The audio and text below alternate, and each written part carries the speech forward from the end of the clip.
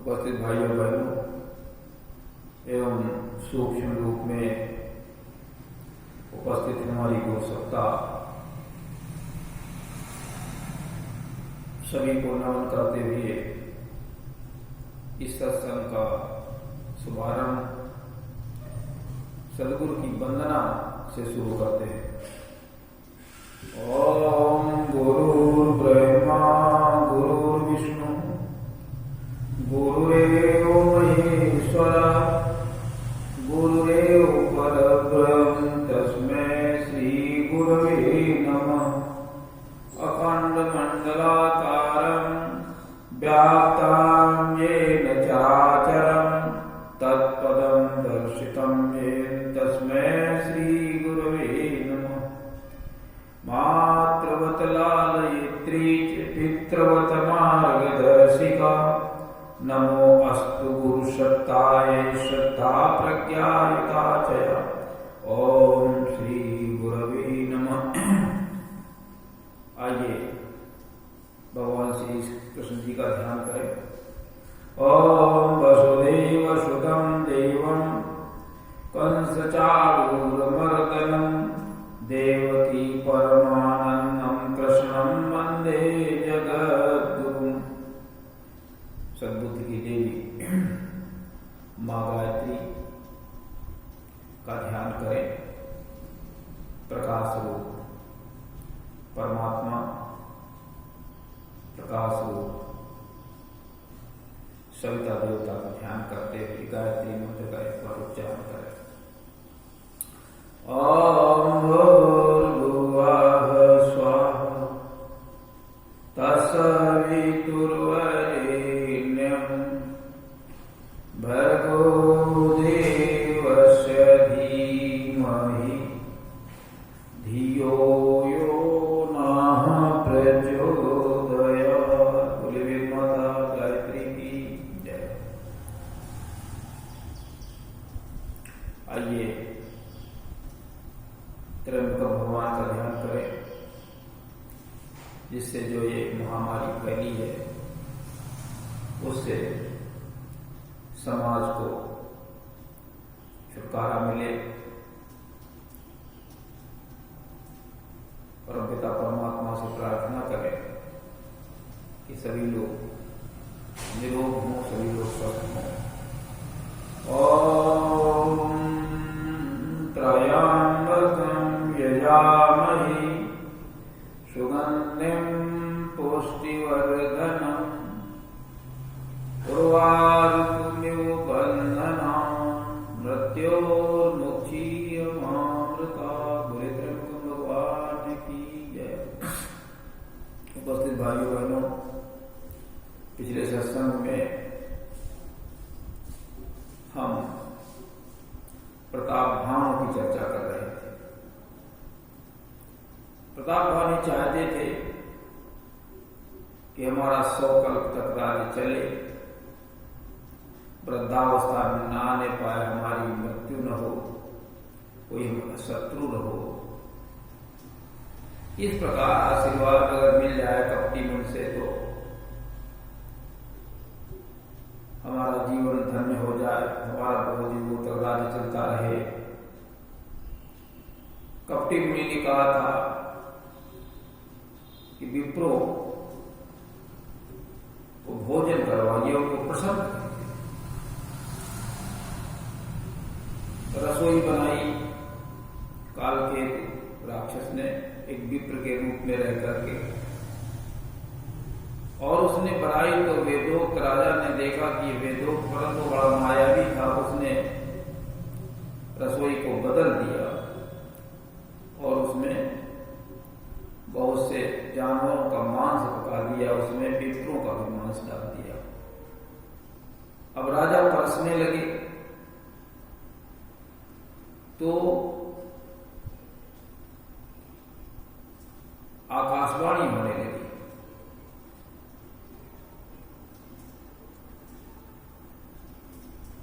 अगर आकाशवाणी न होती तो भी वो कोई उपाय करता कि विप्रों को बताया जाए कि इसमें विप्रों का ही मांस है। तुलसीदास जी ने लिखा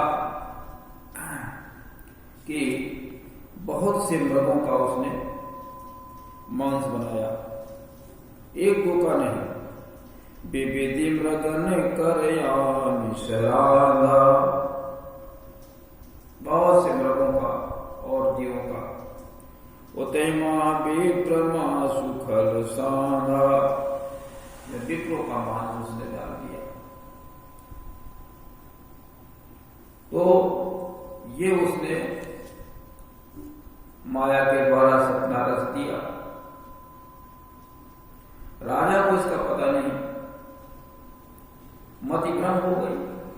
होनहार होती है तो मनुष्य की बुद्धि नहीं काम करती, उसकी बुद्धि सही रूप से काम नहीं करती। जब पाप लगा होता है मनुष्य के ऊपर तो भी बुद्धि नहीं काम करती, वो बेढंगे ढंगे काम करने लगता है, जो नहीं करना चाहिए वही दिमाग में उसके बार बार आती है। तो इस प्रकार से राजा की बात नहीं समझ में आई कि इसमें विप्रो का मांस है या मांसाहारी रसोई है। लेकिन जब परसने लगा तो आकाशवाणी होती है कि अरे विप्रो, इस मांस को मत खाओ, इस रसोई को मत खाओ, ये अन्न मत खाओ, इससे बड़ी हानि है होने वाली। इसमें ये रसोई है, ये भूसुर के मांस की रसोई हो गई है। विप्रो को विश्वास हो गया, बहुत गुस्से में आ गए। भूखे होंगे, प्रवचन किया होगा, वेद पाठ किया होगा, यज्ञ किया होगा, खाने बैठे तो ये दिक्कत कि वो सब रसोई मांस की रसोई हो गई। तो उसी तरह लिखते हैं कि परसन जब लाग नहीं पाला, ओ भय आकाश वाणी तेरी काला। आकाशवाणी हो गई, क्या हुई कि वृद्धि प्रबंध उठी उठी ग्रह जाऊ, है बड़ी हानि अन्न जन खाऊ। ये अन्न मत खाइए, बड़ी हानि है, आपकी बड़ी हानि हो जाएगी, दोष लग जाएगा, पाप लग जाएगा। तो क्या हुआ कि विप्रो ने, अब घबरा गए विप्र भी, मत खाओ। फिर आगे होती है कि भयोर रसोई भूसुर मासु, सब द्विज उठे मान विश्वासु। द्विज जो है सब विश्वास मानकर उठ खड़े। राजा का दिमाग खराब हो गया कि जब व्याकुल, अरे ये क्या हुआ, ये क्या हुआ। मत ही न काम की राजा की, और बहुत गुस्से में आ गए विप्र लोग, और उन्होंने कोई सोच विचार नहीं किया और श्राप दे दिया कि जाओ तुम परिवार सहित निशाचर हो जाओगे, परिवार सहित निशाचर हो जाओ। इस प्रकार का श्राप दे दिया। राजा गुस्से में आ गए। अब जिसके पास ताकत होती है उसको गुस्सा आता ही है। नीतिगत कोई काम नहीं हुआ। विप्र क्या बोले? बोले विप्र सकोप तब नहीं कछुकी विचार। कोई विचार नहीं। राजा से पूछते कि भाई ये आपने बुलाया था क्या, ये रसोई कैसी बनी है, मांसाहार रसोई? पूछना चाहिए था, कारण जानना चाहिए था। ठीक है आपने बहुत गलत किया है, इसका आपको प्रायश्चित करना पड़ेगा।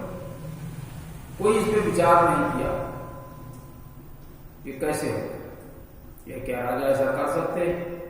विप्रों के साथ में इस प्रकार का मजाक कर सकते हैं, खिलवाड़ कर सकते हैं? कई बातें आने वाली थी वहां पर, लेकिन कोई विचार नहीं किया और श्राप दे दिया। क्या दिया? जाई निशाचर हो मूढ़ सहित परिवार। अरे मूर्ख राजा, जा तो परिवार सहित निशाचर हो जा। विप्रो का साथ, विप्रो का साथ।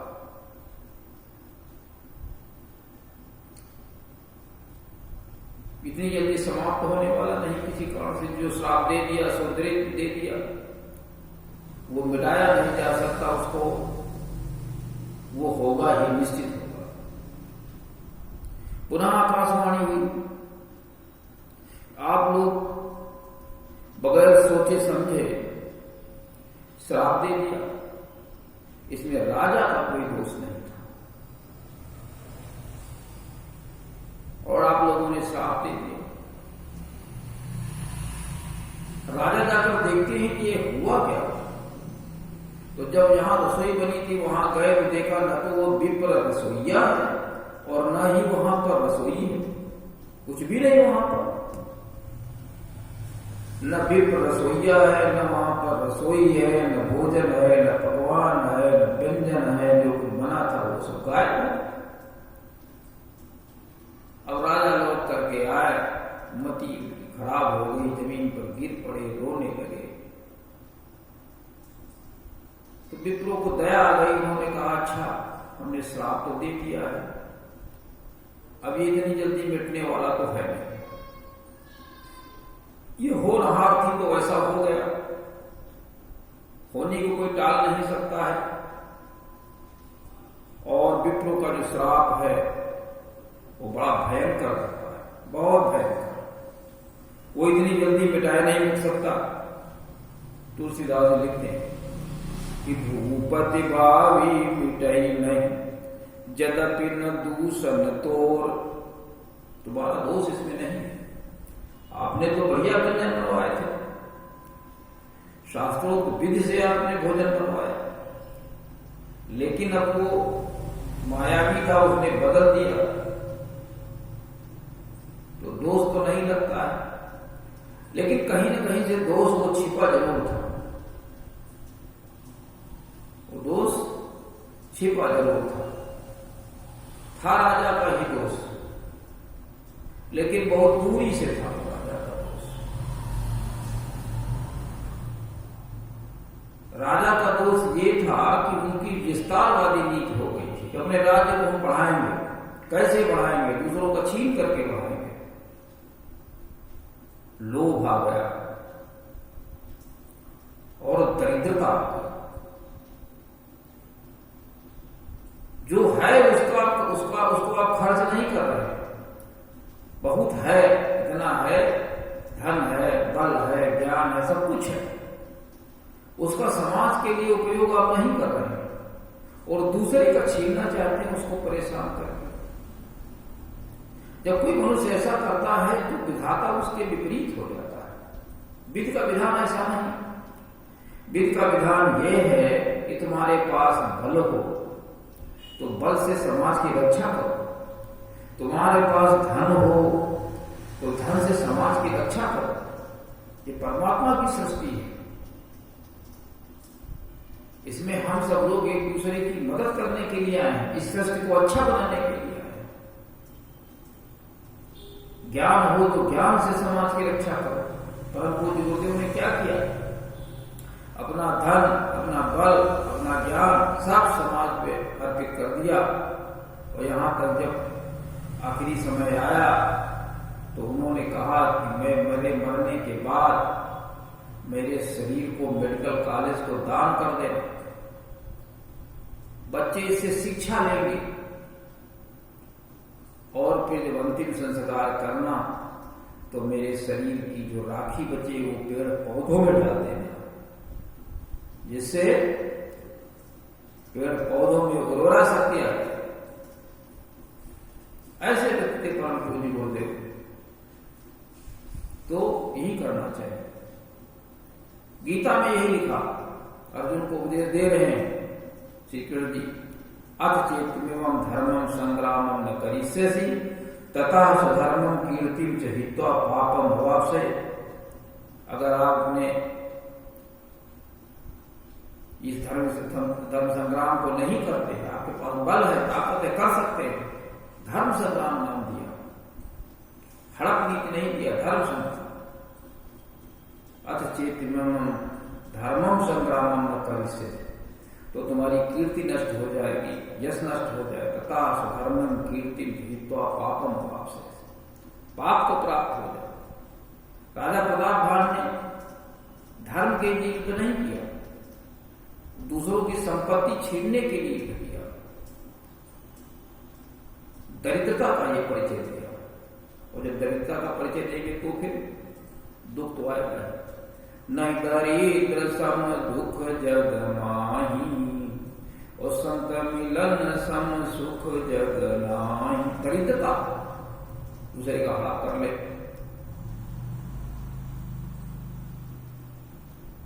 तो उसमें बहुत से सैनिक मारे गए होंगे, बहुत से राजा मारे गए, बहुत लोग भाग गए छोड़ करके पूरा देश, जंगलों में घूम रहे हैं। उससे पाप तो लगेगा ही, परमात्मा विपरीत होगा। तो श्राप दे दिया और वो कालकेतु राक्षस कपटी मुनि के पास पहुंचा और बताया उसने कि ऐसा ऐसा हो गया, विप्रो ने श्राप दे दिया है, जाओ राक्षस हो जाओ, बर्बाद हो जाओ, नष्ट हो जाओ। कपटी मुनि बड़ा प्रसन्न हुआ, उसने जो हारे हुए राजा थे उनको सबको इकट्ठा किया, उनकी सेना को इकट्ठा किया और राजा के ऊपर, प्रताप भान के ऊपर उसने चढ़ाई कर दी।